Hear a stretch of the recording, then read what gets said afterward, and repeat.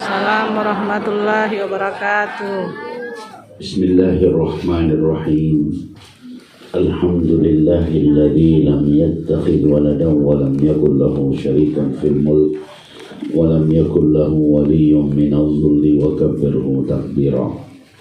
Wassalatu wassalamu ala man ba'athahu Allahu basyiran wa nadhira wa da'iyan ila Allahi bi iznihi wa sirajan munira. Sayyidina Muhammadin wa ala alihi wa sahbihi wa sallama tasliman katsira. Amma ba'du, qala Allah ta'ala fil Qur'anil Karim, a'udzu billahi minasy syaithanir rajim. Bismillahirrahmanirrahim. Wa man a'rada an dzikri fa inna lahu ma'isyatan dhanka wa nahsyuruhu yaumal qiyamati a'ma. Sadaqallahu a'lam. Jemaah sekalian dirahmati Allah, saya ingin berbagi dulu pada dua orang putra putri beliau almarhum. Saya berpesan pada anak-anak beliau, pertama, ikhlaskanlah hati kalian melepaskan sang ayah. Saya tahu kehilangan ayah itu agak sedikit berat, karena dulu ayah yang mencari nafkah, ayah yang bangun rumah, ayah yang mengadakan semuanya, yang menyekolahkan itu, mengantar dan sebagainya itu ayah. Ibu kan mengurus rumah. Peran seorang ayah bagi satu keluarga itu sama dengan tiang rumah tangga. Kalau rumah itu tidak ada tiangnya, rubuh. Makanya ketika kehilangan ayah itu beban berat.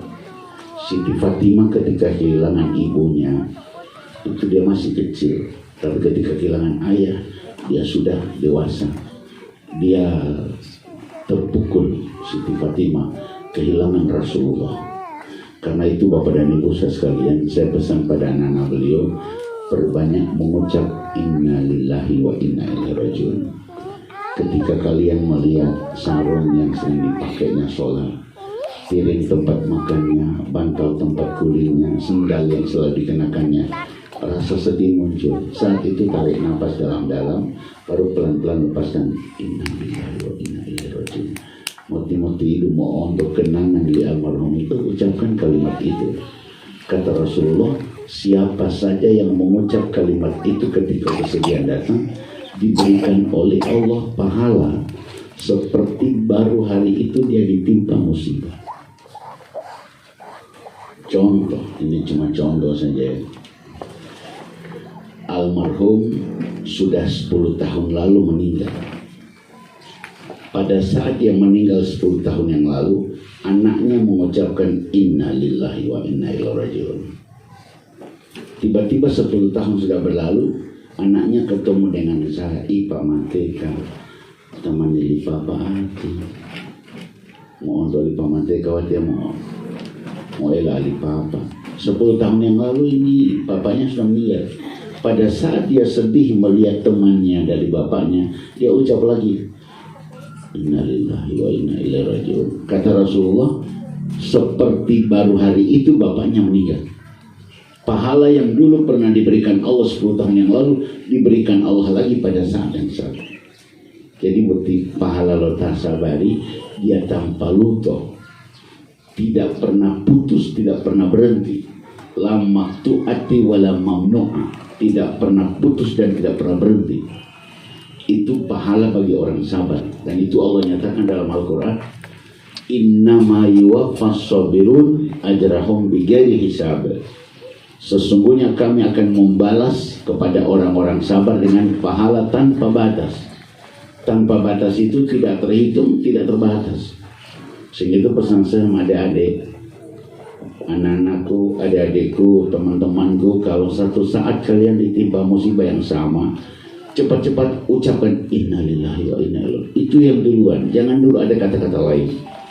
Lalu kalau pada saat itu kalian rindu sama almarhum orang tua yang meninggal, ucapkan lagi inna lillahi wa inna ilaihi. Biarpun kerinduan itu sudah berpuluh-puluh tahun berlalu, musibah itu sudah lewat puluhan tahun, ucapkan lagi inna lillahi. Contoh, berziarah kubur, dapat ingat lagi, waduh, mama di balik kubur ini ada mama di dalam. Innalillahi wa inna ilaihi. Pada hari itu diberikan lagi pahala seperti pada waktu diberikan Allah saat kita ditimpa musibah di hari pertama. Luar biasa itu nikmatnya kesabaran teman sekalian. Yang berikutnya saya pesan pada anak-anak beliau, potoli anak utilu terlalu modula. Apalagi kau sebagai anak laki-laki, kau adalah pengganti ayahmu, sayangi adikmu ya. Cuma saya pesan begini, kalau seorang anak laki-laki itu ditinggalkan oleh ayah, maka dia menjadi peran seorang ayah. Kalau dia ditinggal oleh ibu, maka anak perempuan yang mengganti peran seorang ibu. Oleh itu kita tolong opanggola. Ulkalai tailate tamkan diltalai itu mengolah iyo mengolah itahu lama. Tapi itu tadi ala duhna dumela tolo iyalia. Kemudian motole amot di mama mailate tabuata dumela tolo iale poli pengganti mama.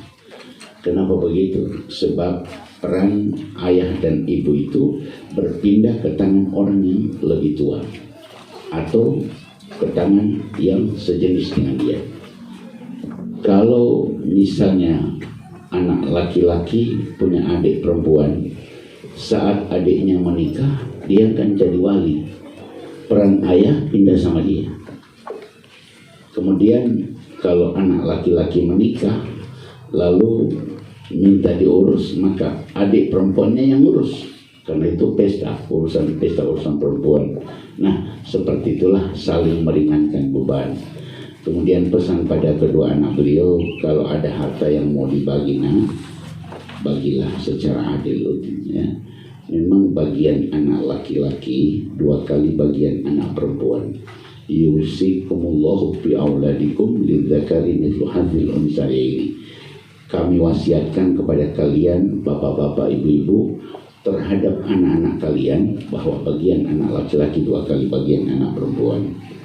Tapi kalau yang laki-laki mau, orang 2 orang, orang semua bagi sama-sama ini harta. Bagian saya 2 kali bagian dari bagian Ngana.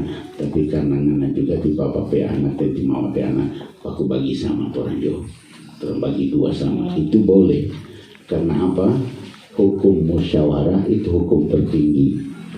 Biarpun hukum mawaris menyatakan 21, tapi kalau musyawarah bilang tinggal kita pihak kamu kasih pada dia. Jadi begitu, musyawarah itu hukum tertinggi. Sehingga itu saya pesan sama kakak beradik, ikhlas ya lu mengeluh ya. Ikhlas ya, mungkin yang kakak dapat kamar tamu, yang ada dapat kamar mandi. Waktu bagi. Jangan sekalian rahmati Allah. Berikutnya, kebaikan-kebaikan orang tua kalian perlu kalian teruskan. Pesan Pak Ustadz padamu, ikuti jejak langkah ayahmu. Ikuti. Lo iale lo mengopanggola ilo piohelo alao tamo bayar pioh mengolula. Jadi kalau orang tua itu baik, maka anaknya jadi baik, itulah anak yang terbaik. Kalau anaknya orang tuanya takmir masjid, anaknya ikut jadi takmir masjid, bagian dari takmir, itu paling bagus. Jadi al-waladu syirru abawaihi. Anak itu adalah cermin kedua orang tuanya. Selanjutnya saya pesan kepada adik-adik berdua, cari asal usul leluhur. Di papa ini asalnya dari mana ya? Dari Bongo Ime. Kalau di mama dari Bongo Meme. Oh begitu. Yang satu dari Bongo Ime, satu dari Bongo Meme. Maka kelak kalau kalian punya anak, mulai pengatamai Bongo Ime, Bongo Meme, akan ada anak kalian yang menikah di keluarga di Bongo Meme. Ada juga keluarga di Bongo Ime datang kawin di keluarga kalian. Itu namanya Popo Huhu Huolo, Popo Huhu Huolir, dikawin mawin. Supaya apa? Hubungan kekeluargaan tidak putus. Nabi dengan sahabatnya begitu. Nabi itu bersahabat dengan Abu Bakar Siddiq. Maka Nabi menikah dengan putri Abu Bakar namanya Aisyah. Aisyah putri Abu Bakar, istri Rasulullah. Itu persahabatan Nabi dengan Abu Bakar tambah kental karena ada mertua dan menantu. Nabi bersahabat dengan Umar bin Khattab. Maka anak Umar, Hafsah, ketika dia jadi janda dinikahi Nabi. Hafsah binti Umar. putri Sayyidina Umar menikah dengan Nabi, berarti Umar itu sahabatnya sekaligus mertuanya.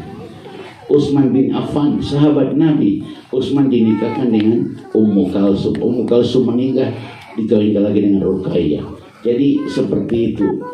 Artinya begini, persahabatan kalau diikat dengan tali perkawinan lebih akrab, lebih kuat lagi. Ali bin Abi Thalib itu sahabat Nabi, beliau dikawinkan lagi dengan putri Nabi Az-Zahra Siti Fatimah. Jadi melalui perkawinan, pernikahan itu persahabatan lebih akrab. Itu pesan saya kepada adik berdua, cari leluhur kalian dari mana, tipe apa asal usul keluarga, dari kampung mana, telusuri. Dia cuma ikut WA, FB, hubungi teman-temanmu, keluargamu, harus ada silaturahmi, dan itu namanya silaturahim. Silaturahim itu hubungan kekeluargaan yang berasal dari satu rahim, satu perut, satu kandungan. Kalau silaturahmi itu hubungan persahabatan yang tidak ada hubungan pertalian darah. Misalnya saya dengan Tika Romi, tidak ada hubungan saudara kami. Karomi Nabi itu saya Mateka, tapi saya pernah tinggal di rumahnya Karomi. Begitu kami ketemu lagi, namanya silaturahmi. Tapi kalau Tika Romi ini saya sepupu, mamanya Karomi, saya papa saudara, terangkan sepupu, maka kami bertemu lagi, itu namanya silaturahim. Ada kata rahim di dalam. Jadi saya pesan pada adik berdua, silaturahim itu wajib. Itu ayatnya jelas, wattaqullaha alladzi tasaaluna bihi wal arham. Bertakwalah kamu kepada Allah yang dengan atas nama Allah kamu saling meminta, dan hendaklah kamu menyambung tali silaturahim. Arham itu silul arham, sambungkan tali silaturahim. Itu menyambung silaturahim itu punya wajib. Memutuskan silaturahim hukumnya haram. Bahkan Nabi bilang tidak diterima amalan seseorang yang memutuskan silaturahim dengan saudaranya. Bahkan ada yang lebih tegas, orang yang mati syahid langsung masuk surga, kecuali yang memutuskan silaturahim. Jadi biar mati syahid di medan perang, kalau putus silaturahim tidak masuk surga. Karena itu jangan putuskan tali silaturahim, persaudaraan, persahabatan itu jangan diputuskan. Berikutnya lagi pesan kepada adik berdua, dan ini pesan yang terakhir, jangan sampai kalian berdua ini menjadi fitnah ya. Fitnah itu apa? Wala taftinna ba'dahu. Jangan timpakan fitnah kepada kami sepeninggal almarhum ayah kami.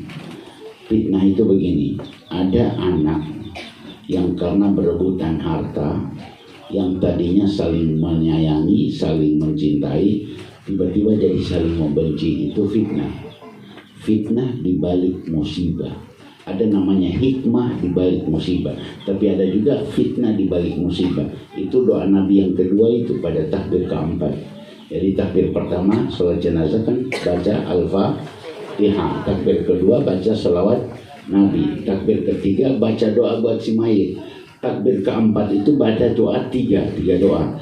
Allahumma la tahrimna ajrahu wa la taftinna ba'dahu waghfir lana walahu. Ya Allah, janganlah engkau halangi kami mendapatkan pahala tersebab kematiannya, dan jangan timpakan fitnah kepada kami sepeninggalnya, dan ampunilah dosa kami dan dosanya. Ada orang yang tadinya saling baku sayang, cuma karena harta warisan jadi berebutan, dan itu menjadi persoalan dan permasalahan. Itu tidak boleh. Saya pernah diundang ceramah di Tapa. Waktu itu saya belum punya kendaraan, makanya minta dijemput-jemput.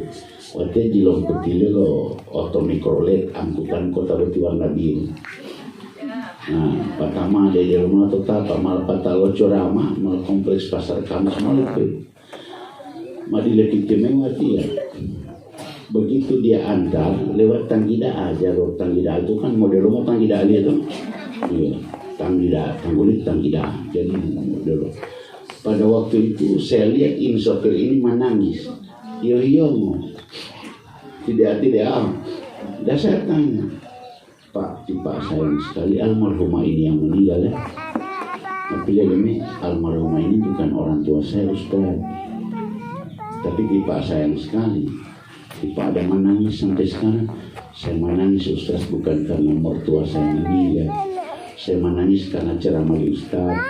Iko lemah forma mau sakit ceramah lagi dina. Bo yang melalui Ustaz itu wali-wali atau keluarga lagi. Tentang apa itu Pak? Itu tentang perebutan harta. Di Bapak ini banyak harta mimba, banyak kelapa, banyak sawah, banyak ladang. Banyak sekali di Bapak harta Pak. Di Bapak anak ini ada 9 orang. Baru waktu di Bapak masih hidup, dia kasih pegang sama anak paling tua. Dia yang kelola. Waktu di Papa so sakit, orang minta Papa bagi kamar saja. Kus, buat kamu loh amat ya. Gila mai, terus mai. Dengar saja penghuni PKK itu, PKK yang atur semua. Tiba-tiba di Papa meninggal. Begitu Papa meninggal, di kakak terang hubungi yang adik-adik ini, kakak bagi kamar saja nanti Papa so mati. Sedang di Papa masih hidup kita yang beratur, apalagi di Papa so mati. Gagal sih. Ibunya mulai sakit-sakit, mama suruh bagi saja. Ambilati Papa udah betul-betul mau tika kamu tapi di mali apalagi temai lati dan tika kamu tambiru udah di lemah yang dia lupa palet mengoli. Tapi jangan begitu mah, mesti ada lemah. Itu udah lihat mati kakak meninggal lagi ibunya. Kuliah milti mailah dari mama. Amiati yang mau tak sepakat mah mau itayadu. Bolo wali kakak mak, walo paita di mengoli. Ngamila sertifikat lot le tanggulu. Mengoli.